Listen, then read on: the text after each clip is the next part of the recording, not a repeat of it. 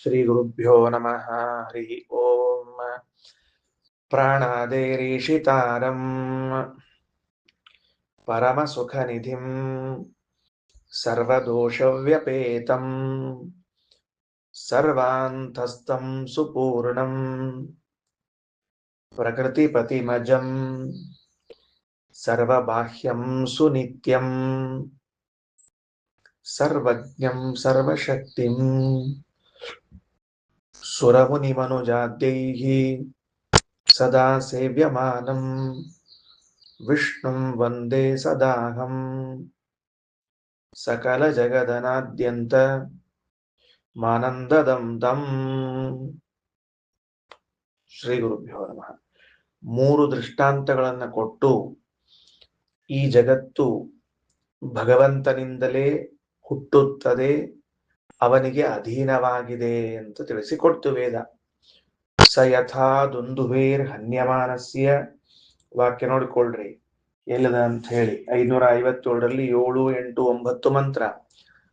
ನ ಬಾಹ್ಯಾನ್ ಶಬ್ದಾನ್ ಶಕ್ನುಯಾತ್ ಗ್ರಹಣಾಯ ದುಂದುಭೇಸ್ತು ಗ್ರಹಣೇನ ದುಂದುಭ್ಯಾಘಾತಸ್ಯ ವಾ ಶಬ್ದೋ ಗೃಹೀತಃ.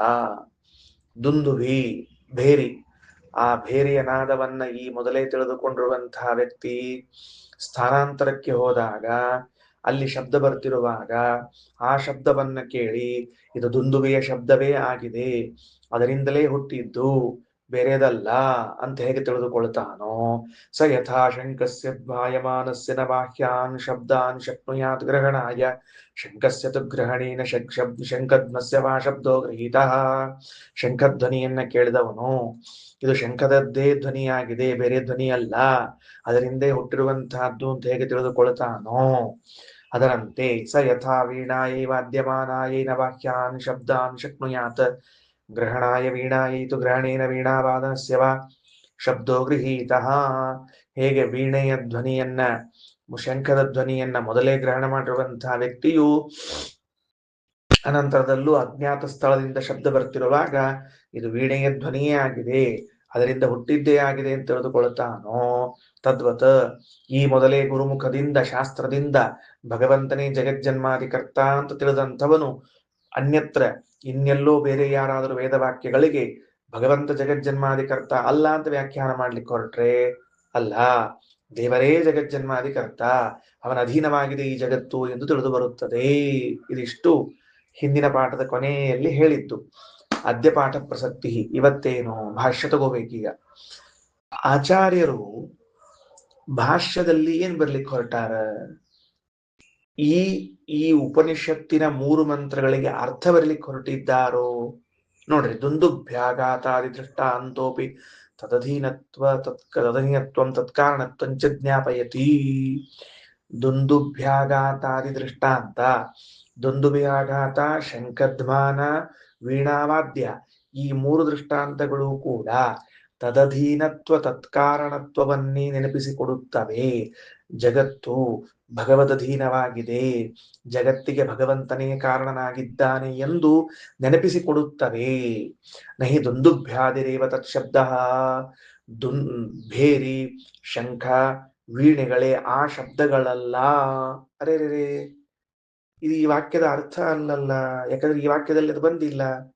ಈ ವಾಕ್ಯದಲ್ಲಿ ಏನ್ ಬಂದಿದೆ ಅಂದ್ರೆ ದುಂದುಭ್ಯಾಘಾತಾದಿಗಳು ಆಘಾತಗಳಿಂದ ಆ ಶಬ್ದ ಹುಡ್ತದ, ಅದರ ಅಧೀನ, ಅದಕ್ಕೆ ಕಾರಣ ಅಂತ ಇಷ್ಟೇ ಗೊತ್ತದ. ದುಂದುಭ್ಯಾದಿಗಳೇ, ಆ ವಾದ್ಯಗಳೇ ಆ ಶಬ್ದಗಳಲ್ಲ. ಹಾಗಾದ್ರೆ ಇಲ್ಲೇನ್ ಮಾಡ್ಲಿಕ್ಕೆ ಹೊರಟಾರ ಭಾಷ್ಯದಲ್ಲಿ ಆಚಾರ್ಯರು? ಬೇರೆ ಭಾಷ್ಯದ ವಿಮರ್ಶೆಯನ್ನ ಮಾಡ್ಲಿಕ್ಕೆ ಹೊರಟಿದ್ದಾರೆ. ಅದಕ್ಕೆ ನಾವ್ ಇದಕ್ಕೆ ಏನ್ ಟೈಟಲ್ ಹಾಕೊಂಡಿರ್ಬೇಕು ಈ ಭಾಷ್ಯದ ಮೇಲೆ? ಪರಭಾಷ್ಯ ವಿಮರ್ಶೆ ಅಂತ ಟೈಟಲ್ ಹಾಕೊಂಡಿರ್ಬೇಕು. ಎಲ್ಲಿಂದ? ದುಂದುಭ್ಯಾಘಾತಾದಿ ದೃಷ್ಟಾಂತೋಪಿ, ಅಲ್ಲಿ ಮೇಲೆ ಅದ್ರ ಮೇಲೆ ನಾವೇನ್ ಹಾಕೋಬೇಕು? ಸಣ್ಣದಾಗಿ ಪೆನ್ಸಿಲ್ ಏನ್ ಹಾಕೋಬೇಕು? ಪರಮತ ವಿಮರ್ಶೆ ಅಂತ ಅನ್ಕೊಳ್ಬೇಕು. ಯಾಕ ಏನಾಗಿದೆ ಅಂದ್ರ, ಶಾಂಕರ ಭಾಷ್ಯದಲ್ಲಿ ಹೇಳುವಾಗ ಪೂರ್ವದಲ್ಲಿ ವ್ಯಾಖ್ಯಾನ ಬರೆದ ಒಬ್ಬ ದಾರ್ಶನಿಕ ಆಚಾರ್ಯರು ಅಂದ್ರೆ ಶಂಕರಾಚಾರ್ಯರು. ಆ ಶಂಕರ ಭಾಷ್ಯದಲ್ಲಿ, ಶಂಕರಾಚಾರ್ಯರು ತಮ್ಮ ಭಾಷ್ಯದಲ್ಲಿ ಏನ್ ವ್ಯಾಖ್ಯಾನ ಮಾಡಿದ್ದಾರೆ ಅಂದ್ರೆ, ಈ 3 ದೃಷ್ಟಾಂತಗಳು ಕೂಡ ಜಗತ್ತಿಗೂ ಭಗವಂತನಿಗೂ ಅಭೇದವನ್ನ ಹೇಳಲಿಕ್ಕೆ ಹೊರಟಿರುವಂತಹ ದೃಷ್ಟಾಂತಗಳು ಅಂತ ವ್ಯಾಖ್ಯಾನ ಮಾಡಿದ್ದಾರೆ. ಅದು ಹೆಂಗ್ ಸಾಧ್ಯ ಆಯಿತು ಅಲ್ರಿ? ಜಗತ್ತು ಭಗವಂತ ಭಿನ್ನ ಭಿನ್ನ ಅಂತ ತೋರ್ತಿರುವಾಗ ಅಭಿನ್ನ ಅಂತ ಹೆಂಗ್ ಹೇಳ್ತೀರಿ ಅಂದ್ರೆ, ಅದೇ ನಮಗೆ ಭಿನ್ನವಾಗಿ ತೋರುತ್ತಿದ್ದರೂ ವಾಸ್ತವದಲ್ಲಿ ಅಭೇದವೇ ಇದೆ. ಹೇಗೆ? ಈ ದೃಷ್ಟಾಂತದ ಮೂಲಕ ಹೇಳಿ ಹೊರಟದ. ಹೆಂಗಪ್ಪ ಅಂದ್ರೆ ಒಂದು ನಿಯಮ. ಏನು ಒಂದು ನಿಯಮ ತರುತ್ತಾರ? ಯತ್ ಯದ್ ವ್ಯತಿರೇಕೇಣ ನ ಪ್ರತಿಭಾತಿ ನ ಭಾತಿ ತತ್ ತತ್ಸ್ವರೂಪಂ ಅಂತ ಒಂದು ನಿಯಮ. ಯಾವುದು ಯಾವುದನ್ನ ಹೊರತುಪಡಿಸಿ ತೋರುವುದಿಲ್ಲವೋ ಅದು ಅದರದ್ದೇ ಸ್ವರೂಪವಾಗಿರುತ್ತದೆ. ಬರ್ಕೊಳ್ತೀರಾ? ಯತ್ ಯತ್ ಸ್ವರೂಪೇಣ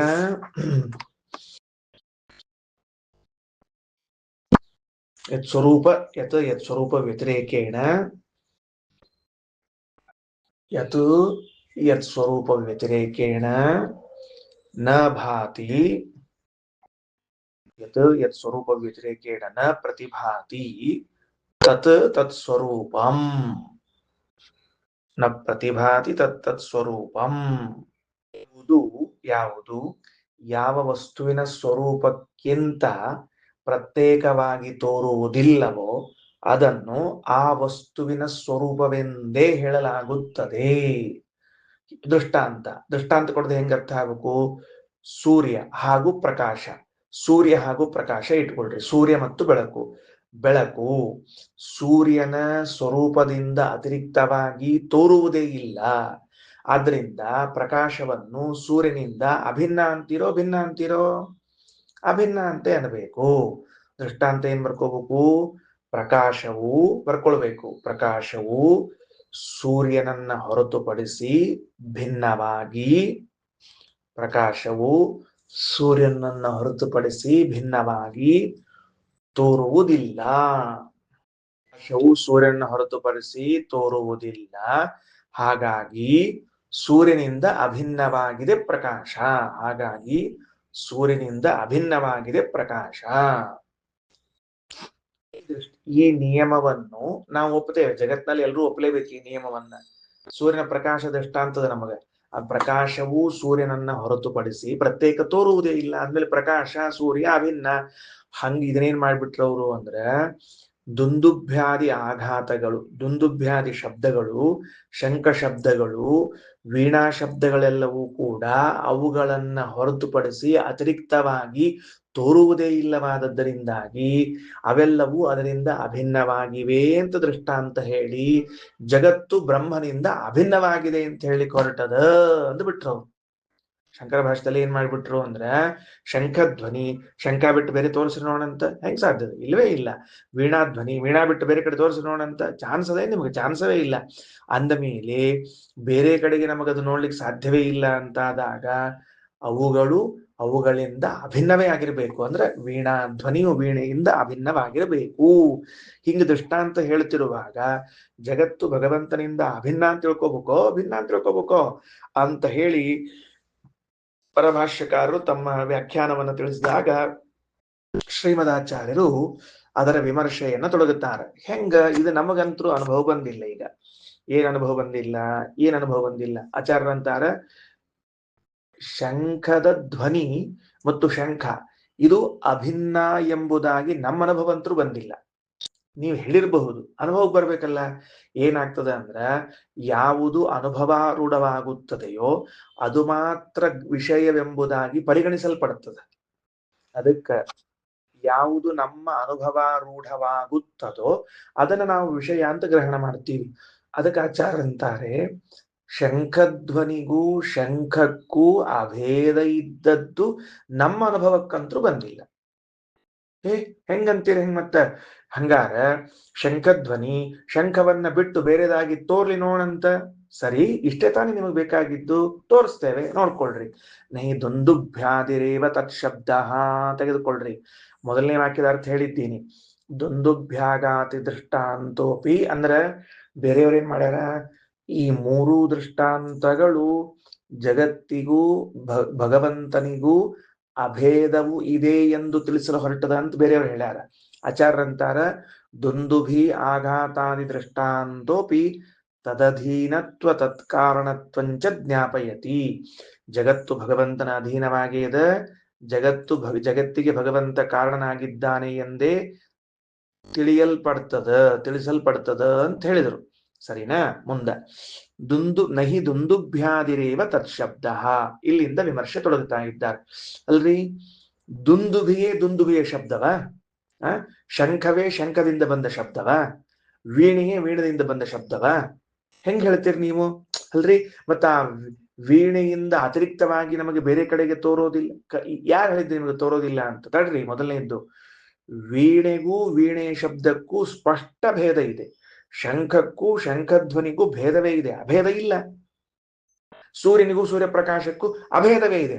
ಮತ್ತೆ ಅಲ್ಲಿ ನೋಡ್ರಿ, ನೀವು ಕೊಡೋ ದೃಷ್ಟಾಂತಕ್ಕೂ ವೇದ ಕೊಡೋ ದೃಷ್ಟಾಂತಕ್ಕೂ ವ್ಯತ್ಯಾಸದ. ನೀವೇನ್ ಕೊಡ್ಲಿಕ್ಕತ್ತೀರಿ? ಸೂರ್ಯನಿಗೂ ಸೂರ್ಯಪ್ರಕಾಶಕ್ಕೂ ಅಂತ ಕೊಡ್ಲಿಕ್ಕತ್ತೀರಿ. ಇಲ್ಲಿ ವೇದ ಕೊಟ್ಟ ದೃಷ್ಟಾಂತ ಏನದ ಅಂತಂದ್ರ ಶಂಖಕ್ಕೂ ಶಂಖಧ್ವನಿಗೂ ಅಂತದ. ಒಂದು ವೇಳೆ ಅಭಿನ್ನ ಅಂತಾಗಿ ಬಿಟ್ರೆ ಆವಾಗ ಶಂಖಧ್ವನಿಯನ್ನು ಶಂಖ ಎಂಬ ಶಬ್ದದಿಂದ ಕರೆಯಬೇಕು. ಹೇಳಿ, ಕರಿತೀರಾ ನೀವೆಲ್ಲಾದ್ರೂ? ಕರೆಯೋದಿಲ್ಲ. ವೀಣಾ ನಾದಕ್ಕೂ ವೀಣೆಗೂ ಅಭೇದವೇ ಇದ್ದಿದ್ರೆ ನಾದವನ್ನು ವೀಣಾ ಅನ್ನೋ ಶಬ್ದದಿಂದ ಕರೀರಿ, ಹಂಗಾರ ಕರೆಯೋದಿಲ್ಲ. ಇದು ವೀಣೆಯ ನಾದ, ಇದು ಶಂಖದ ನಾದ, ಇದು ಭೇರಿ ನಾದ ಅಂತ ಪ್ರತ್ಯೇಕ ಶಬ್ದದಿಂದ ಕರಿತಾ ಇದ್ದೀರಿ ನೀವು? ಇಲ್ವೇ ಇಲ್ಲ. ಹೋಗ್ಲಿ, ಅಭೇದ ಎಲ್ಲಿ ಹೇಳಿಕ್ ಬರ್ತದೆ ಅಂದ್ರೆ ಅದಕ್ಕೂ ಉಪಾದಾನ ಉಪಾದೇಯ ಸಂಬಂಧ ಇದ್ದಿದ್ರೆ. ಅಂದ್ರೆ ಮಣ್ಣಿನಿಂದ ಘಟ ನಿರ್ಮಾಣವಾಗಿದೆ ಅಂತಂದಾಗ ಮಣ್ಣು ಘಟಕ್ಕೆ ಉಪಾದಾನ, ಮಣ್ಣಿನಿಂದ ಅಭಿನ್ನವಾಗಿದೆ ಘಟ ಅಂತ ಹೇಳಬಹುದು. ಹಂಗಾದ್ರೆ ಈ ಭೇರಿ, ನಗಾರಿ, ಶಂಖ ಇದು ಶಬ್ದಕ್ಕೆ ಉಪಾದಾನ ಕಾರಣವೇನು ಅಂದ್ರೆ ಉಪಾದಾನ ಕಾರಣ ಅಲ್ಲ. ಯಾಕೆ ಉಪಾದಾನ ಕಾರಣ ಅಲ್ಲ ಅಂದ್ರೆ ಉಪಾದಾನ ಕಾರಣವು ಕಾರ್ಯ ಸಹಿತವಾಗಿರ್ತದೆ. ಹಂಗಾರೆ ನಿಮಗೆ ಎಲ್ಲೆಲ್ಲಿ ಧ್ವನಿ ಕೇಳಿಸ್ತಿರ್ತದೋ ಅಲ್ಲೆಲ್ಲ ವಾದ್ಯಗಳು ಬಂದು ಬಡ್ಕೋಬೇಕು ಕಿವಿಗೆ. ಹಂಗಾಗ್ತಾ ಏನ್ ಹೇಳೋಣಂತ. ಮಣ್ಣು ಮತ್ತು ಘಟ ಎರಡೂ ಸೇರಿಕೊಂಡೇ ಇರ್ತದೆ ಉಪಾದಾನ ಅಂತಂದಾಗ. ಹಾಲು ಮೊಸರು ಅಂತಂದಾಗ ಕೂಡ್ಕೊಂಡೇ ಇರ್ತದೆ. ಹಂಗ ಶಬ್ದ ಮತ್ತು ಆ ವಾದ್ಯ ಇನ್ಸ್ಟ್ರೂಮೆಂಟ್ಗಳು ಎರಡೂ ನೀವು ಉಪಾದಾನ ಉಪಾದೇಯ ಅಂದ್ರೆ ನಿಮಗ್ ಕಿವಿಗೆ ಶಬ್ದ ಅಷ್ಟ ಬರೋ ಹಂಗಿಲ್ಲ, ವಾದ್ಯನೂ ಬಂದು ಬಡಿಬೇಕು ಧಮ್ ಅಂತ ತಿಳ್ಕೊಂಡು ಹೇಳಿ. ಹಂಗಾಗಿದೇನು? ಆಗಿಲ್ಲ. ಅಂದ್ಮೇಲೆ ಅದಕ್ಕೆ ಉಪಾದಾನ ಉಪಾದೇಯ ಅನ್ಲಿಕ್ಕೆ ಬರೋದಿಲ್ಲ. ಕಾರಣ ಏನು? ಸ್ಥಾನಾಂತರೇ ತದುಪಲಂಭಾತ್, ಇನ್ನೊಂದು ಸ್ಥಳದಲ್ಲಿ ಶಬ್ದಗಳು ದೊರೆಯುತ್ತವೆ. ಎಲ್ಲೋ ವೀಣಾ ಬಾರಿಸ್ತಿರ್ತಾರೆ, ನಮ್ಮನ್ಯಾಗ ಕೇಳಿಸ್ತದೋ ಇಲ್ಲೋ? 4 ಮನಿ ಬಿಟ್ಟು ಒಂದು ವೀಣಾ ಕ್ಲಾಸ್ ಅದಪ್ಪ ನಮ್ಮ ಮನೆಯೊಳಗ. ಅವ್ರು ಯಾರೋ ಸಂಗೀತಗಾರರು ಇದ್ದಾರ, ಅವ್ರು ಕ್ಲಾಸಸ್ ತಗೊಳಕತ್ತಾರ, ತಬಲಾ ಬಾರಿಸ್ಲಿಕತ್ತಾರ. ಆ ಮನೆಯಲ್ಲಿ ತಬಲಾ ಬಾರಿಸ್ತಿದ್ರೆ ಶಬ್ದ ಇಲ್ಲಿ ಸಿಗ್ಲಿಕ್ಕತ್ತದ ನಮಗ. ಉಪಾದಾನ ಉಪಾದೇಯಗಳು ಹಿಂಗ ಭಿನ್ನ ಭಿನ್ನ ಸ್ಥಳಗಳಲ್ಲಿ ಇಲ್ಲೇ ಇಲ್ಲ ಜಗತ್ನೊಳಗೆ.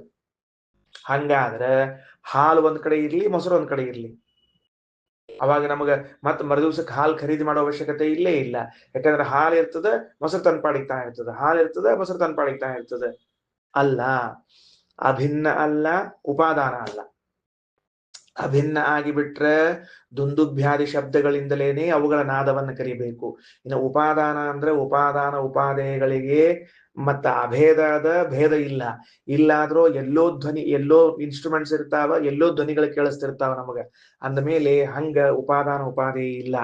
ನೋಡ್ರಿ, ನಹಿ ಉಪಾದಾನ ಉಪಾದೇಯಂ ಸ್ಥಾನಾಂತರೇ ಭವತಿ. ಉಪಾದಾನ ಉಪಾದೇಯಗಳು ಒಂದೊಂದು ಬಿಡಿಬಿಡಿಯಾದ ಸ್ಥಾನಗಳಲ್ಲಿ ಇರ್ತಾವ ಅಂತ ತಿಳಿಬಾರದು. ಶಬ್ದೋ ಹಿ ಸ್ಥಾನಾಂತರೇ ಗತ್ವಾ ಪ್ರತಿಶ್ರುತಿತ್ವೋಪೈತಿ. ಶಬ್ದವಾದರೋ ನೀವೇನಂದಿದ್ರಿ? ಶಬ್ದವು ಅದರಿಂದ ಅಭಿನ್ನ ಅಂತ ತಿಳ್ಕೊಂಡು ಅಲ್ಲ. ಯಾಕಂದ್ರೆ ಒಂದೇ ಶಬ್ದ ನಮ್ಮ ಕಿವಿವರೆಗೆ ಬಂದು ಮುಟ್ಟುವುದಿಲ್ಲ. ಶ್ರೀಮದಾಚಾರ್ಯ ಸಿದ್ಧಾಂತ ಸೈಂಟಿಫಿಕ್ಲಿ ಪ್ರೂವ್ ಆದದ್ದು ಏನು? ಅಲ್ಲಿಂದ ಹುಟ್ಟಿದ ಶಬ್ದವೇ ನಮ್ ಕಿವಿ ತನಕ ಬರ್ತದ ಅಂದ್ರೆ ನಮಗೊಂದು ಸ್ವಲ್ಪ ಜ್ಞಾನ ಕಡಿಮೆದಂತ ಅರ್ಥ. ಯಾಕಂದ್ರೆ ಒಂದು ಶಬ್ದವು, ಈಗ ನಾನು ಒಂದು ತಾಳವನ್ನ ಬಾರಿಸಿದೆ, ಠಣ್ ಅಂತ. ಆ ಠಣ್ ಅನ್ನುವ ಶಬ್ದವೇ ನನ್ನ ಕಿವಿಗೆ ಬಂದು ಮುಟ್ಟಂಗಿಲ್ಲ. ಆ ಶಬ್ದವು ದೇಶದಲ್ಲಿ ಸ್ವಲ್ಪ ದೂರ ಹೋಗಿ, ಅಂದ್ರೆ ಆಕಾಶದಲ್ಲಿ ಸ್ವಲ್ಪ ದೂರ ಹೋಗಿ ಅದು ನಿಂತು ಬಿಡ್ತದ. ಅದು ಇನ್ನೊಂದು ಶಬ್ದವನ್ನು ಉತ್ಪಾದನೆ ಮಾಡ್ತದೆ. ಆ ಶಬ್ದ ಇನ್ನೊಂದು ಶಬ್ದವನ್ನು ಉತ್ಪಾದನೆ ಮಾಡ್ತದೆ. ಆ ಶಬ್ದ ಇನ್ನೊಂದು ಶಬ್ದವನ್ನು ಉತ್ಪಾದನೆ ಮಾಡಿ ನನ್ನ ಕಿವಿಗೆ ಬಂದ್ ಬೀಳ್ತದ. ಅಂದಮೇಲೆ ಮೊದಲಿಗೆ ಹುಟ್ಟಿದ ಶಬ್ದವೇ ನನ್ನ ಕಿವಿವರೆಗೆ ಬರುವುದೇ ಇಲ್ಲ. ನೋಡ್ರಿ, ಎಷ್ಟು ಹಿಂದ ಆಚಾರ್ಯ ಈ ಮಾತುಗಳನ್ನೆಲ್ಲ ಹೇಳ್ಯಾರ. 12ನೇ ಶತಮಾನದಲ್ಲಿ ಆಚಾರ್ಯ ಹೇಳುವಾಗ ಎಷ್ಟು ಚಂದ ಶಬ್ದೋ ಹಿ ಸ್ಥಾನಾಂತರೇ ಗತ್ವಾ ಪ್ರತಿಶ್ರುತಿತ್ವ ಉಪೈತಿ. ಪ್ರತಿಶ್ರುತಿ ಅಂದ್ರೆ ಪ್ರತಿಶಬ್ದ, ಮತ್ತೊಂದು ಶಬ್ದವನ್ನು ಹುಟ್ಟಿಸ್ತದೆ, ಮತ್ತೊಂದು ಶಬ್ದವನ್ನು ಹುಟ್ಟಿಸ್ತದೆ. ಹಾಗಾಗಿ ನಮ್ಮ ಕಿವಿಯವರೆಗೆ ಬರುವಾಗ ಆ ಶಬ್ದ 10 ಸರ್ತಿ 11 ಸರ್ತಿ ಹುಟ್ಟಿ ಬಂದಿರ್ತದೆ. ಹೆಂಗ್ ಹೇಳ್ತೀನಿ ನಾ ಭೇದವನ್ನ? ಹಂಗ ಹೇಳಿಕ್ ಬರ್ತದ? ಬರುವುದೇ ಇಲ್ಲ. ಆದುದರಿಂದಾಗಿ ಅಭೇದ ಹೇಳಲಿಕ್ಕೆ ಬರೋದಿಲ್ಲ. ಉಪಾದಾನ ಉಪಾದೇಯ ಅಭೇದ ಅಂದ್ರಕ್ಕೆ ಇನ್ನೊಂದು ರೀತಿಯಿಂದ ಉಪಾದಾನ ಉಪಾದೇಯ ಅನ್ಲಿಕ್ಕೆ ಬರೋದಿಲ್ಲ. ಯಾಕ? ಸ್ಥಾನಾಂತರದಲ್ಲಿ ಉಪಲಬ್ಧವಾಗ್ತದೆ. ಇಲ್ಲಿವರೆಗೆ ಹತ್ತಿ ನೂಲು ಒಂದ್ ಕಡೆಗೆ, ಬಟ್ಟಿ ಒಂದ್ ಕಡೆಗೆ ಅಂತ ನಮಗ ಹೆಂಗ ಸಿಕ್ಕಿಲ್ಲ. ಹತ್ತಿ ಬಟ್ಟಿ ನೂಲು ಒಂದೇ ಕಡೆಗೆ ಇರಬೇಕು, ಮಣ್ಣು ಘಟ ಒಂದೇ ಕಡೆ ಇರಬೇಕು. ಹಂಗ ಶಬ್ದಕ್ಕ ಮತ್ತ ತಬಲ ಪೇಟಿ ಇವುಗಳೆಲ್ಲ ಉಪಾದಾನ ಕಾರಣ ಅಂತ ಅಂದ್ಬಿಟ್ರಿ ಅಂತಂದ್ರ, ಶಬ್ದಕ್ಕೆ ಇವೆಲ್ಲವೂ ಕಾರಣ ಅಂತ ಅಂದ್ಬಿಟ್ರಿ ಅಂದ್ರ ಅವೇನಾಗ್ಬೇಕು? ಉಪಾದಾನ ಕಾರಣವಾಗಿದ್ರೆ ಎರಡು ಜೊತೆಗೆ ಬರಬೇಕು. ಹೆಂಗ ಮಣ್ಣು ಘಟದ ಜೊತೆಗೆ ಬರ್ತದೋ, ಘಟವು ಮಣ್ಣಿನ ಜೊತೆಗೆ ಬರ್ತದೋ, ಹಂಗ ಶಬ್ದ ನಮ್ ಕಿವಿಯೊಳಗೆ ಬೀಳೋ ಕಾಲಕ್ಕ ತಂಬೂರಿ ವೀಣ ತಾಳ ಎಲ್ಲ ಕಿವಿಯಾಗ ಹೋಗಿ ಈ ಶಬ್ದವನ್ನು ಉಂಟು ಮಾಡ್ಬೇಕು. ಅಷ್ಟ ಕೆಲಸ, ಇನ್ನು ಚಾನ್ಸೇ ಇಲ್ಲ. ಒಂದು. ಎರಡನೇ ಸೂತ್ರ ಏನು ಅಂದ್ರೆ, ಶ್ರೀಮದಾಚಾರ್ಯರು ನಾವು ಎಲ್ಲಿ ವಾದ್ಯದಿಂದ ಶಬ್ದ ಹುಡ್ತದೋ ಅದೇ ಶಬ್ದವೇ ನಿಮ್ಮ ಕಿವಿಯವರೆಗೆ ಬಂದು ಮುಡ್ತದೆ ಅಂತ ತಿಳಿಲೇಬೇಡ್ರಿ. ಯಾಕ? ಪ್ರತಿಶ್ರುತಿತ್ವ ಉಪೈತಿ. ಮತ್ತೊಂದು ಶಬ್ದವನ್ನು ಹುಟ್ಟಿಸ್ಲೇಬೇಕು. ಅಂದ ಮೇಲೆ ಆ ಶಬ್ದವೇ ಅಲ್ಲ, ಆ ಶಬ್ದವೇ ಆಗಿದ್ರೆ ಅಭೇದ ಅಂತ ಹೆಂಗೋ ಹೇಳ್ಕೊಂಡು ಹೋಗ್ರಿ ಬಿಡ್ಬೋದಾಗಿತ್ತು. ಹಂಗಿಲ್ಲ. ಆದ್ರಿಂದಾಗಿ ಈ ಮೂರು ದೃಷ್ಟಾಂತಗಳು ಕೂಡ ಎದಕ್ಕಲ್ಲ? ಅಭೇದವನ್ನು ಹೇಳಲಿಕ್ ಬಂದಿಲ್ಲ. ಪ್ರಕಾಶದ ವಿಷಯವನ್ನೇನ್ ಕೊಟ್ಟಿದ್ದ ದೃಷ್ಟಾಂತ ಅದು ಸರಿಯದ. ಯಾಕ? ಸೂರ್ಯಪ್ರಕಾಶ ಸೂರ್ಯಾತಿರಿಕ್ತವಾಗಿ ಸಿಗುವುದಿಲ್ಲ ಅಂತ. ಶಬ್ದದ ದೃಷ್ಟಾಂತ ಏನದ? ಈ ಶಬ್ದದ ದೃಷ್ಟಾಂತವನ್ನು ನೀವು ಸರ್ವಾತ್ಮನ ಹಂಗ ತಿಳ್ಕೊಳ್ಳಿಕ್ ಬರೋದಿಲ್ಲ. ಯತ್ ಯದ್ ವ್ಯತಿರೇಕೇಣ ನ ಪ್ರತಿಭಾತಿ ತತ್ತತ್ ಸ್ವರೂಪಂ ಅನ್ನುವ ನಿಯಮವನ್ನ, ಯತ್ ಯಾವುದು ಅಂದ್ರೆ ವೀಣೆಯಿಂದ ಹುಟ್ಟಿರುವಂತಹ ನಾದ, ಯತ್ ಸ್ವರೂಪ ವ್ಯತಿರೇಕೇಣ ಪ್ರತಿಭಾತಿ, ವೀಣಾದಿಂದ ಅತಿರಿಕ್ತವಾಗಿ ತೋರುವುದಿಲ್ಲ ಅಂತೆ ಹೇಳಲಿಕ್ಕೆ ಬರುವುದಿಲ್ಲ. ಆದ್ರಿಂದ ಅತಿರಿಕ್ತವಾಗಿ ತೋರ್ತದೆ. ಯಾಕ? ವೀಣೆಯು ಒಂದು ಸ್ಥಳದಲ್ಲಿ ಇರ್ತದೆ, ಧ್ವನಿ ಮತ್ತೊಂದು ಸ್ಥಳದಲ್ಲಿ ಇರ್ತದೆ, ಆ ಧ್ವನಿಯಿಂದ ಹುಟ್ಟಿದ ಧ್ವನಿ ಮತ್ತೊಂದು ಸ್ಥಳದಲ್ಲಿ ಇರ್ತದೆ. ಹಿಂಗಾಗಿ ಅದು ವ್ಯತಿರೇಕೇಣ ಪ್ರತಿಭಾನ ಅಂತ ಆಗ್ತದ. ಅದರಿಂದ ಅದು ಸ್ವರೂಪ ಅಲ್ಲ. ಸೊ ಮೂರು ದೃಷ್ಟಾಂತಗಳು ಜಗತ್ತು ಭಗವದಧೀನ, ಜಗತ್ತಿಗೆ ಭಗವಂತ ಕಾರಣ ಎಂಬುದನ್ನೇ ತಿಳಿಸ್ಲಿಕ್ಕೆ ಹೊರಟಿವೆ. ಬಿಡ್ಕರವರ ಈಗೇನದ ಅಂತಂದ್ರ, ಜಗತ್ತು ಭಗವಂತನಿಂದ ಹುಟ್ಟಿದೆ, ಭಗವದಧೀನವಾಗಿದೆ ಅನ್ನೋದಕ್ಕೆ ಬೇರೆ ಏನೋ ದೃಷ್ಟಾಂತವನ್ನ ಕೊಡ್ಲಿಕ್ಕೆ ಬರ್ತಿದ್ರು. ಈ ಶಬ್ದಗಳ ದೃಷ್ಟಾಂತವನ್ನ ಯಾಕೆ ಕೊಟ್ಟಾರ? ಪ್ರಾಯ ನಾವೆಂದು ಹಿಂಗ್ ಕೇಳಿಲ್ಲ. 99% ಏನ್ ಕೇಳಿವಿ ಅಂದ್ರೆ, ಕುಂಬಾರನು ಹೇಗೆ ಗಡಿಗೆಯನ್ನು ನಿರ್ಮಾಣ ಮಾಡ್ತಾನೋ ಹಾಗೆ ದೇವರು ಜಗತ್ತನ್ನು ನಿರ್ಮಾಣ ಮಾಡ್ತಾನೆ, ಹಿಂಗ ಕೇಳಿವಿ ನಾವು ದೃಷ್ಟಾಂತವನ್ನು. ನೇಕಾರನು ವಸ್ತ್ರವನ್ನು ಹೇಗೆ ನಿರ್ಮಾಣ ಮಾಡ್ತಾನೋ ಹಾಗೆ ಅಂತ ಕೇಳಿದ್ದೀವಿ. ಅಥವಾ ತಂದೆ ಮಗನ ಶರೀರಕ್ಕೆ ಹೇಗೆ ಕಾರಣನೋ, ಜೀವಕ್ಕಲ್ಲ ಮಗನ ಶರೀರಕ್ಕೆ ಹೇಗೆ ಕಾರಣನೋ ಹಾಗೆ ಜಗತ್ತಿಗೆ ಭಗವಂತ ಕಾರಣ ಅಂತ ಹಿಂಗೆಲ್ಲ ಕೇಳಿದ್ದೇವೆ. ವೆರಿ ಫಸ್ಟ್ ಟೈಮ್ ಏನ್ ಕೇಳ್ತಿದ್ದೀವಿ ನಾವು ಅಂದ್ರೆ, ಶಬ್ದವು ಆ ವಾದ್ಯದ ಅಧೀನವಾಗಿದೆ, ವಾದ್ಯವು ಆ ಶಬ್ದಕ್ಕೆ ಕಾರಣವಾಗಿದೆ ಅಂತ ಅನ್ನೋದ್ರಿಂದ ಜಗತ್ತಿಗೆ ಭಗವಂತ ಕಾರಣ, ಜಗತ್ತು ಭಗವಂತನ ಅಧೀನ. ಹೀಗ್ಯಾಕೆ ದೃಷ್ಟಾಂತವನ್ನ ಕೊಟ್ರು? ಇದ್ರೊಳಗೆ ಏನದ? ಉಪನಿಷತ್ತಿನ ತಲೆಯಲ್ಲಿ ಏನದ ಓಡ್ಲಿಕ್ಕತ್ತದ? ವಿಚಾರ ಮಾಡಿದ್ರೆ ಹಿಂಗೊಂದ್ಸಲ ವಿಚಾರ ಮಾಡ್ರಿ. ಥಿಂಕಿಂಗ್ ಪ್ರೊಸೆಸ್ ಚೇಂಜ್ ಮಾಡ್ಕೋಣ ಅಂತ. ಏನ್ ಚೇಂಜ್ ಮಾಡೋಣಂತ? ಚೇಂಜ್ ಮಾಡ್ಬೇಕು ನಾವೀಗ. ಯಾಕೆ ಈ ತರಹದ ದೃಷ್ಟಾಂತವನ್ನ ಕೊಟ್ರು? ಶಬ್ದದ ದೃಷ್ಟಾಂತವನ್ನ ಯಾಕೆ ಕೊಟ್ರು? ಸರಿ, ಅದಲ್ಲಿ ಇಟ್ಕೊಳ್ರಿ, ಇದು ತಲೆಯಲ್ಲಿ ಇಟ್ಕೊಂಡು ಮುಂದೆ ಹೋಗೋಣಂತೆ. ಇನ್ನೊಂದು ಭಾಷ್ಯ, ಇಚ್ಛಾಯಾ ದೃಷ್ಟಾಂತೋ ದುಂದುಭ್ಯಾಘಾತಿ. ನೋಡ್ರಿ, ಇಲ್ಲಿ ದುಂದುಭಿ, ಆಘಾತ, ಶಬ್ದ ಮೂರಿದೆ. ಏನದ ಅಂದ್ರ ವಾದ್ಯ, ಮೊಳಗಿಸುವುದು, ಶಬ್ದ ಮೂರಿದೆ. ಸರಿನಾ? ಕಟ್ಟಿಗೆಯನ್ನು ತೆಗೆದುಕೊಂಡಿದ್ದೇನೆ, ದುಂದುಭಿ ಇದೆ, ಅದನ್ನು ಮೊಳಗಿಸಿದೆ, ಆಮೇಲೆ ಶಬ್ದ ಹುಟ್ಟಿತು. ಹಾಗಾದ್ರೆ ಮೂರಿದೆ. ಒಂದು ದುಂದುಭಿ, ಒಂದು ಮೊಳಗಿಸು, ಒಂದು ಶಬ್ದ ಅಂತ. ಯಾಕೆ ಅಂದ್ರೆ, ದುಂದುಭಿ ಅಂದ್ರೆ ಪರಮಾತ್ಮ, ಮೊಳಗಿಸುವುದು ಅಂದ್ರೆ ಅವನ ಇಚ್ಛೆ, ಶಬ್ದ ಅಂದ್ರೆ ಜಗತ್ತು. ಇಷ್ಟು ದೃಷ್ಟಾಂತವನ್ನು ತೆಗೆದುಕೊಳ್ಳ್ರಿ ಅಂತ ಹೇಳ್ತಿದ್ದಾರೆ ಶ್ರೀಮದಾಚಾರ್ಯ. ಭಗವದಿಚ್ಛಾಯಾ ದೃಷ್ಟಾಂತ, ಭಗವಂತನ ಇಚ್ಛೆಗೆ ದೃಷ್ಟಾಂತ ಯಾವುದು? ದುಂದುಭ್ಯಾಘಾತಾದಿ. ದುಂದುಭಿ, ಆಘಾತವೇ ಮೊದಲಾದವುಗಳು. ಏನ್ ಬರ್ಕೋಬೇಕು ನಾವು? ಮೂರಕ್ಕೆ ಏನ್ ಬರ್ಕೋಬೇಕು? ದುಂದುಭಿ ಇಸ್ ಈಕ್ವಲ್ ಟು ಭಗವಂತ, ಮೊಳಗಿಸು ಈಸ್ ಈಕ್ವಲ್ ಟು ಇಚ್ಛೆ, ಶಬ್ದ ಈಸ್ ಈಕ್ವಲ್ ಟು ಜಗತ್ತು. ಎಲ್ಲಿಯೂ ಆಚಾರ್ಯರು ಎಲ್ಲಿಯೂ ಕೂಡ ಭಗವಂತನ ಇಚ್ಛೆಯನ್ನ ಹೊರತುಪಡಿಸಿ ಜಗತ್ತಿನ ಸೃಷ್ಟಿಯಾಗಿದೆ ಅಂತ ಒಪ್ಲಿಕ್ಕೆ ತಯಾರಿಲ್ಲ. ಎಲ್ಲೋ ಒಂದು ಕಡೆಗೆ ಇಚ್ಛಾಸೂಚಕವಾದ ಶಬ್ದ ಅದ ಅಂತ ತಿಳಿಸ್ತಾರೆ. ಭಗವಂತನ ಇಚ್ಛೆಯಿಂದ ಜಗತ್ತು ಹುಟ್ಟಿತು, ದುಂದುಭಿಯ ಮೊಳಗಿಸುವಿಕೆಯಿಂದ ನಾದ ಹುಟ್ಟಿತು. ಅಲ್ಲೂ ಕೂಡ ಒಂದು 3 ದೃಷ್ಟಾಂತದಲ್ಲಿ 3 ಭಾಗಗಳನ್ನು ಇಟ್ಟುಕೊಂಡು ಭಗವಂತನ ಇಚ್ಛಾ. ಯಾಕೆ ಹಿಂಗ್ ಹೇಳ್ಬೇಕು? ಹಿಂಗ್ ಹೇಳದೆ ಹೋದ್ರೆ, ಭಗವಂತನ ಇಚ್ಛೆಯಿಂದ ಜಗತ್ತು ಹುಟ್ಟಿದೆ ಅಂತ ನೀವು ಹೇಳದೆ ಹೋದ್ರೆ ಏನಾಗ್ತದ ಅಂತ ಕೇಳಿದ್ರೆ, ಜಗತ್ ಈ ಶುಕ್ತಿಯಲ್ಲಿ ರಜತವು ಹೆಂಗ ಆರೋಪಿತವಾಗಿ ನಮಗೆ ಕಾಣಿಸಿಕೊಂಡಿತೋ ಹಂಗ ಈ ಜಗತ್ತು ಭಗವಂತನಲ್ಲಿ ಆರೋಪಿತವಾಗಿ ಕಾಣಿಸ್ತೇನೋ ಅನ್ನುವಂತಹ ವಾದವನ್ನ ಮುಂದೆ ತಳ್ಳಿಕ್ ಬರ್ತದ, ಮುಂದಿಳಿಕ್ ಬರ್ತದ. ಅದಕ್ಕೆ ಮುನ್ನೆಲೆಗೆ ಬರಬಾರದು ಅನ್ನೋದಕ್ಕಾಗಿ ಈ ಮಾತನ್ನು ಹೇಳಿದ್ದಾರೆ.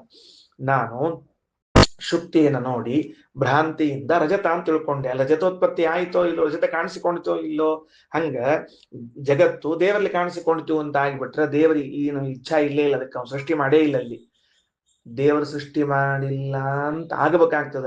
ಅದಕ್ಕೆ ಹಂಗ ಬೇಡ ಅಂತ ಇಚ್ಛಾ ಅನ್ನೋದನ್ನ ತಂದ್ವಿ ಅಂದ್ರೆ ಬುದ್ಧಿಪೂರ್ವಕವಾಗಿ ಸೃಷ್ಟಿ ಮಾಡಿದ್ದು ಅನ್ನೋ ಅಂಶ ಬರ್ತದ. ಅದರಿಂದ ಭಗವದ್ ಇಚ್ಛಾಯಾ ದೃಷ್ಟಾಂತಹ ದುಂದುಭ್ಯಾಘಾತಾದಿ ನಹಿ ದುಂದುಭಿಂ ಪಶ್ಯನ್ ಪುರುಷಃ. ಕಣ್ಣಿನಿಂದ ನಗಾರಿಯನ್ನ ಕಾಣ್ತಾ ಇದ್ದವನು ದುಂದುಭ್ಯಾಘಾತೆ, ಆ ದುಂದುಭಿಯನ್ನ ಮೊಳಗಿಸಲು ಮುರಜ ಶಬ್ದೋ ಯಮಿತಿ ಗೃಹಾತಿ. ಇದು ಮುರಜ ಅನ್ನುವ ವಾದ್ಯದ ಶಬ್ದ ಅಂತೇನು ಗ್ರಹಿಸ್ತಾನೆ ನವ? ಇಲ್ಲ. ಎದುರಿಗೆ ಕಣ್ಣಿಗೆ ಕಾಣಿಸ್ಲಿಕ್ಕತ್ತದ, ಅವನ್ ನಗಾರಿ ಬಾರಿಸ್ಲಿಕ್ಕತ್ತದ, ಹಾ ತಬಲಾ ಧ್ವನಿ ಅಂತಂತ ನಾವೇನ್ರ ಎದುರಿಗೆ ಕಣ್ಣಿಲ್ ನೋಡ್ಲಿಕ್ಕತ್ತಾನವ. ಅಂದ ಮೇಲೆ ಹೇಗೆ ಕಣ್ಣಿನಿಂದ ನಗಾರಿಯ ವಾದ್ಯ ಇದು ಅಂತ ನೋಡಿ ಇದು ನಗಾರಿಯ ಶಬ್ದ, ನಗಾರಿಯಿಂದ ಹುಟ್ಟಿದ್ದಲೇ ಅಂತ ತಿಳಿದುಕೊಳ್ತಾನೋ, ಇದು ಮುರಜಾದಿ ಶಬ್ದಗಳ ಅಲ್ಲ ಅಂತ ತಿಳ್ಕೊತಾನೋ, ಹಂಗ ಏವಂ ಭಗವಂತಂ ಜಾನನ್ ಅನನ್ಯಾದೀನಂ ಜಗದಿತಿ ಗೃಹಾತಿ. ಆ ರೀತಿಯಾಗಿ ಭಗವಂತನನ್ನ ತಿಳಿದವನು ಒಂದು ಗುರುಮುಖದಿಂದ, ಇನ್ನೊಂದು ಶಾಸ್ತ್ರ ಮುಖದಿಂದ, ಮತ್ತೊಂದು ಸಾಕ್ಷಾತ್ತಾಗಿ ತಿಳಿದವನು ಈ ಜಗತ್ತು ಭಗವದ್ ಅಧೀನ ಎಂದು ತಿಳಿಯುತ್ತಾನೆ. ಕಿಂತು ಭಗವದ್ ಇಚ್ಛಾಧೀನಮಿತ್ತೇವ ಜಾನನ್ ಅನ್ಯಾಧೀನಂ ಜಗತಿ ಗೃಹಾತಿ. ಇದು ಬೇರೆಯವರ ಅಧೀನ ಅಂತೇನ್ ತಿಳಿಯಂಗಿಲ್ಲ. ಮತ್ತೇನ್ ತಿಳ್ಕೋತಾನ? ಭಗವಂತನ ಇಚ್ಛಾಧೀನ ಎಂದೇ ತಿಳಿಯುತ್ತಾನೆ.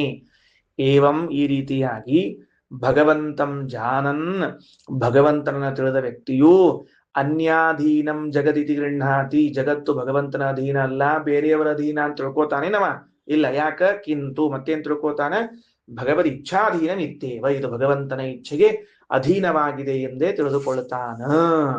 ಸರಿ, ಮುಂದ ಈಗ ಶಬ್ದದ ದೃಷ್ಟಾಂತವನ್ನ ಕೊಟ್ಟದ್ದು ಯಾಕ ಅನ್ನೋದನ್ನ ಚರ್ಚೆ ಮಾಡೋಣಂತೀಗ.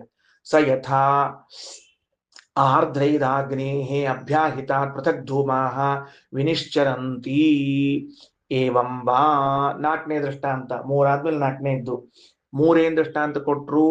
ಭೇರಿ, ಶಂಖ, ವೀಣ. 4ನೇ ದೃಷ್ಟಾಂತ ಏನು ಅಂತಂದ್ರ ಹಸಿ ಕಟ್ಟಿಗೆ. ಯಥಾ ಸ ಯಥಾ ಆರ್ದ್ರ ಏಧ ಅಗ್ನೇಹೇ, ಹಸಿ ಕಟ್ಟಿಗೆಗೆ ಬೆಂಕಿಯನ್ನ ಇಟ್ಟಾಗ ಅಭ್ಯಾಹಿತಾತ್ ಪೃಥಕ್ ಧೂಮಾಹ, ಅದು ಹೊತ್ತುಕೊಂಡಾಗ ಅವುಗಳಿಂದ, ಕಟ್ಟಿಗೆಗಳಿಂದ ಹೊಗೆಗಳು ಹೇಗೆ ಬರುತ್ತವೆಯೋ, ಬರ್ತದೆ ಹೊಗೆ ಬರ್ತದೆ ಇಲ್ಲೋ? ಕಟ್ಟಿಗೆ ಹತ್ತಿದ ಕೂಡಲೇ ನೀವು ಹಸಿ ಕಟ್ಟಿಗೆ ಹಚ್ಚಿದ ಕೂಡಲೇ ಹೊಗೆ ಬರ್ತದೆ. ಹೊಗೆ ಯಾವಾಗ ಬರ್ತದೆ? ಹಸಿ ಇದ್ರಷ್ಟ ಬರ್ತದೆ, ಇಲ್ಲೇ ಬರುವುದಿಲ್ಲ, ಬಿಟ್ಟುಕೊಳ್ರಿ. ಒಣ ಕಟ್ಟಿಗೆ ಇದ್ರೆ ಎಂದು ಹೊಗೆ ಬರುದಿಲ್ಲ. ಮತ್ತ ಚಲೋ ನೀಗಿ ಮತ್ತ ಇಡ್ಲಿ ಒಳಗೆ ಹೊಗೆ ಬರ್ತದೆ ನೋಡ್ರಿ, ಹೇಳೋಣ ಅಂತ ಇಡ್ಲಿ ಒಳಗೆ ಹೊಗೆ ಬರುದಿಲ್ಲ. ಯಾಕೆ ಬರುದಿಲ್ಲ? ಒಣಗಿ ಬಿಟ್ಟಿರ್ತದೆ ಪೂರ್ಣ. ಹಸಿ ಕಟ್ಟಿಗೆ ಇದ್ದಲ್ಲಿ ಮಾತ್ರ ಹೊಗೆ ಬರ್ತದ. ಸರಿನಾ? ಸ ಯಥಾ ಆರ್ದ್ರ ಏದಾಗ್ನೇಹೇ ಅಭ್ಯಾಹಿತಾತ್, ಹಸಿ ಕಟ್ಟಿಗೆಗೂ ಬೆಂಕಿಗೂ ಸಂಬಂಧವಾದಾಗ ಪೃಥಕ್ ಧೂಮಾಹ, ಪ್ರತ್ಯೇಕವಾಗಿ ಹೊಗೆಗಳು ಬಂದಂತೆ ಈ ಜಗತ್ತು ಭಗವಂತನಿಂದ ಬರುತ್ತದೆ. ದೃಷ್ಟಾಂತ, 4ನೇ ದೃಷ್ಟಾಂತ. ಸರಿನಾ? ಬರೇ ಹೊಗೆ ಅಂತ ತಿಳ್ಕೊಬೇಡ್ರಿ, ಬೆಂಕಿಯ ಕಿಡಿಗಳು ಅಂತೂ ತಿಳ್ಕೊಳ್ರಿ ಅಂತ ರಘುತ್ತಮ ಸ್ವಾಮಿಗಳವರು ಏನಂತಾರ, ಆ ಕಿಡಿಗಳು ಕೂಡ ಬೆಂಕಿಯಿಂದ ಹೊರಗಡೆಗೆ ಬರುತ್ತವೆ. ಹಂಗಾದ್ರೆ ಕಟ್ಟಿಗೆ ಬೇರೆ, ಬೆಂಕಿ ಬೇರೆ, ಬೆಂಕಿಯ ಕಿಡಿಗಳು ಬೇರೆ, ಹೊಗೆ ಬೇರೆ, ಹೆಂಗೋ ಹಂಗ ಅಂತ ತಿಳ್ಕೊಳ್ರಿ.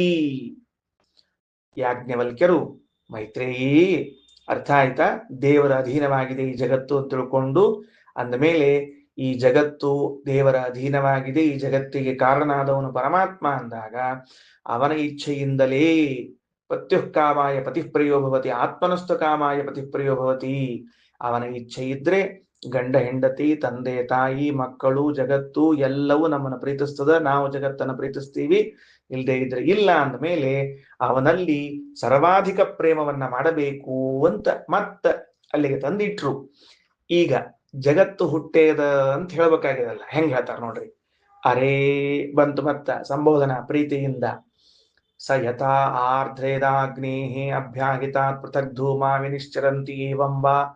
ಅರೇ ಮೈತ್ರೇಯಿ, ಅಸ್ಯ ಮಹತೋ ಭೂತಸ್ಯ ನಿಶ್ವಸಿತಮೇತತ್ ಯದೃಗ್ವೇದೋ ಯಜುರ್ವೇದಃ ಸಾಮವೇದೋ ಅಥರ್ವಾಂಗಿರಸ ಇತಿಹಾಸಃ ಪುರಾಣಂ ವಿದ್ಯಾ ಉಪನಿಷದಃ ಶ್ಲೋಕಾಃ ಸೂತ್ರಾಣ್ಯನು ವ್ಯಾಖ್ಯಾನಾನಿ ವ್ಯಾಖ್ಯಾನ್ಯಾನಿ ಏವ ಏತಾನಿ ನಿಶ್ವಸಿತಾನಿ. ಈ ಜಗತ್ತು ಭಗವಂತನಿಂದಲೇ ಹುಟ್ಟಿದೆ ಅಂತ ಅನ್ನೋದಕ್ಕೊಂದು ದೃಷ್ಟಾಂತ. ಹೆಂಗ? ಅಸ್ಯ ಮಹತೋ ಭೂತಸ್ಯ, ಈ ದೊಡ್ಡ ಭೂತ ಯಾರಪ್ಪ ಇವ? ದೊಡ್ಡ ಭೂತ ಇವ. ಅಸ್ಯ ಮಹತೋ ಭೂತಸ್ಯ ಹಯಗ್ರೀವ ದೇವರು. ಯಾರನ್ನ ಹೇಳಿಕ್ ಹೊರಟಾರ? ಹಯಗ್ರೀವ ದೇವರನ್ನ ಹೇಳಿಕ್ ಹೊರಟಾರ.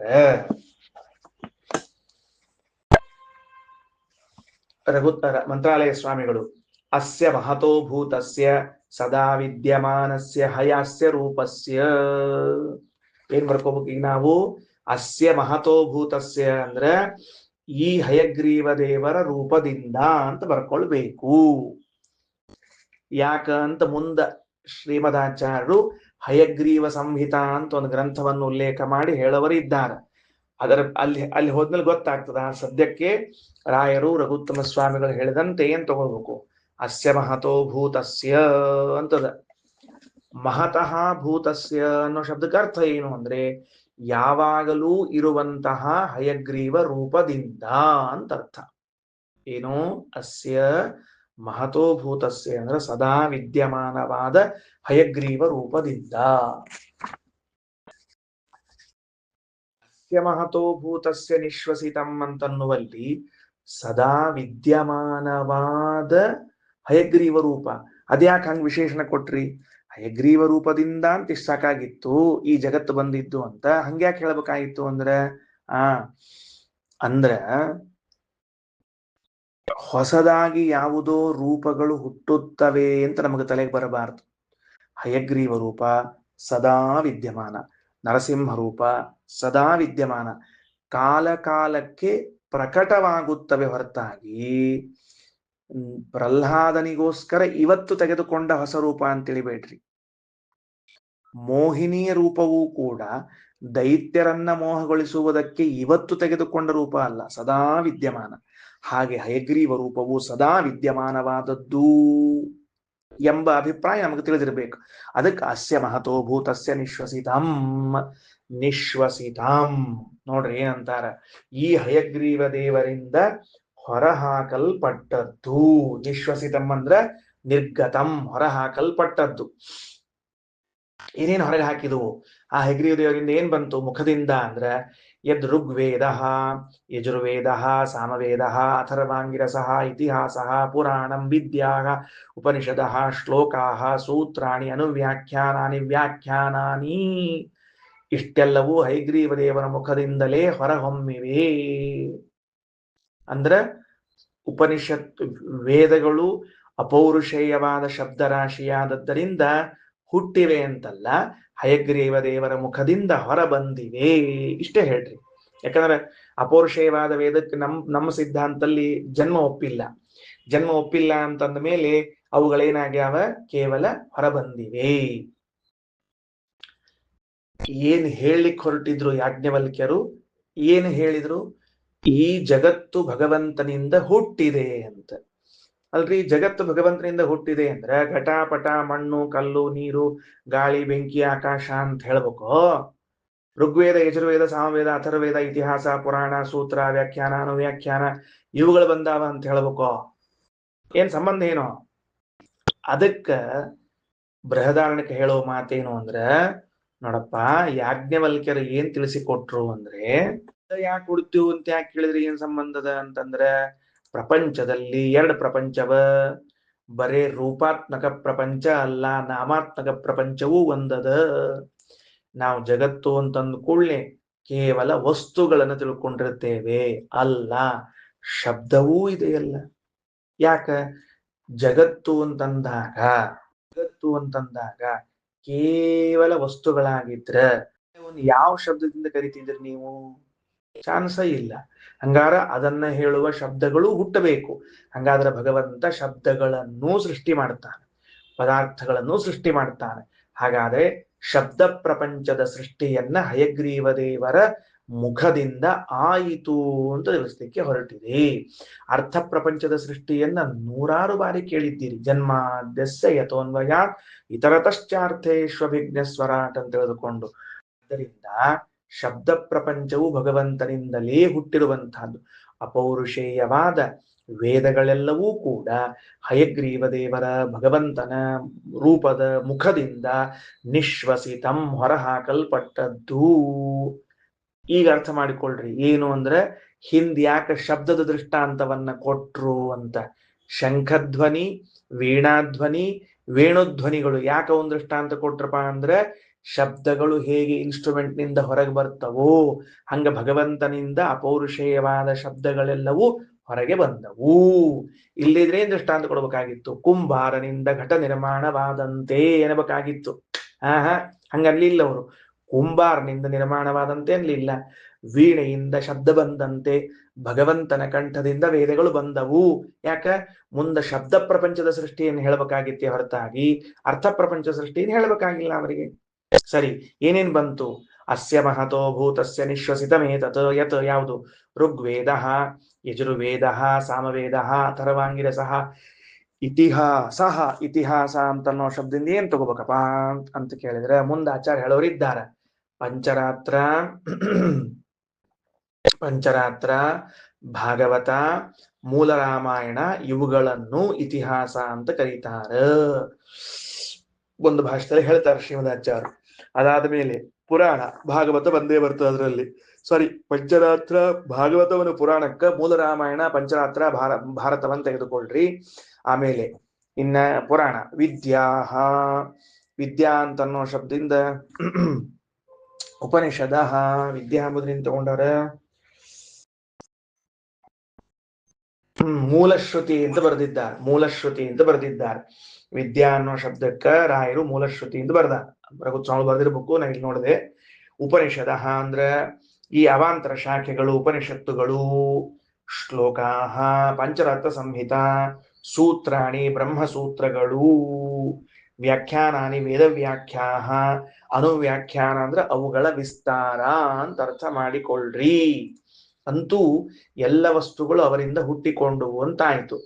ಋಗ್ವೇದವು, ಯಜುರ್ವೇದವು, ಅಥರ್ವವೇದವು, ಇತಿಹಾಸ ಅಂದ್ರ ಮೂಲ ರಾಮಾಯಣ, ಮಹಾಭಾರತ, ಇದು ಪಂಚರಾತ್ರ, ಪುರಾಣ ಎಂಬುದಕ್ಕೆ ಭಾಗವತಾದಿಗಳು, ವಿದ್ಯಾ ಎಂಬುದಕ್ಕೆ ಮೂಲಶ್ರುತಿ, ಉಪನಿಷತ್ತು ಎಂಬುದಕ್ಕೆ ಈಗೇನ್ ನಾವೆಲ್ಲ ಓದ್ಲಿಕ್ಕೀವಂತಹ ಉಪನಿಷತ್ತುಗಳು, ಶ್ಲೋಕಾಹ ಎಂಬ ಶಬ್ದಕ್ಕೆ ಪಂಚರಾತ್ರ, ಮತ್ತೊಂದ್ಸರ್ತಿ ಸೂತ್ರಾಣಿ ಅಂದ್ರೆ ಬ್ರಹ್ಮಸೂತ್ರಗಳು, ಅನುವ್ಯಾಖ್ಯಾನಾನಿ ಅಂದ್ರೆ ಅವುಗಳ ವ್ಯಾಖ್ಯಾನಗಳು, ವ್ಯಾಖ್ಯಾನಾನಿ ಅಂದ್ರೆ ಅವುಗಳ ವಿಸ್ತಾರ ಎಂಬುದನ್ನು ಎಲ್ಲವನ್ನು ಕೂಡ ತಿಳಿದುಕೊಳ್ಳಬೇಕು. ಇದರಿಂದ ನಮಗೇನ್ ತಿಳಿದು ಬರ್ತದ? ವೇದ ವ್ಯಾಖ್ಯಾನಗಳು, ಅವುಗಳ ವಿಸ್ತಾರಗಳು ಅನ್ನೋದೇನ್ ತಿಳಿದು ಬರ್ತದ ಅಂದ್ರೆ ಬ್ರಹ್ಮಸೂತ್ರಗಳು ಹಯಗ್ರೀವ ದೇವರಿಂದಲೂ ಉತ್ಪನ್ನವಾಗಿವೆ. ವೇದವ್ಯಾಸ ದೇವರಿಂದಷ್ಟೇ ಅಲ್ಲ, ವ್ಯಾಸಾವತಾರ ವೇದವ್ಯಾಸ ದೇವರು ಮಾತ್ರ ಬ್ರಹ್ಮಸೂತ್ರಗಳ ರಚನಾ ಮಾಡ್ರಂತ ತಿಳ್ಕೊಬೇಡ್ರಿ. ಹಯಗ್ರೀವ ರೂಪದಿಂದಲೂ ಕೂಡ ಬ್ರಹ್ಮಸೂತ್ರಗಳ ರಚನೆ ಆಗಿಬಿಟ್ಟಿದೆ. ಅವುಗಳನ್ನು ಹೇಳಿಕತ್ತಾರ. ಸರಿನಾ? ಅಸ್ಸೈವ ಏತಾನಿ ನಿಶ್ವಸಿತಾನಿ, ಅವರಿಂದಲೇ ಇವುಗಳೆಲ್ಲವೂ ಹೊರಹೊಮ್ಮಲ್ಪಟ್ಟದ್ದು. ಅಲ್ರಿ, ಭಗವಂತನೇ ಇವುಗಳನ್ನೆಲ್ಲ ಸೃಷ್ಟಿ ಮಾಡ್ಯಾನ ಅಂತ ನಿಮಗೆ ಹೇಳೋದಾದ್ರೆ ನಿಶ್ವಸಿತಂ ಅಂತ ಯಾಕೆ ಅನ್ಲಿಕತ್ತೀರಿ? ಯಾಕೆ ನಿಶ್ವಸಿತಂ ಅಂದ್ರೆ ಏನು? ಉಸಿರು ಬಿಟ್ಟದ್ದು ಅಂತ ಅರ್ಥ. ನಿಶ್ವಾಸ.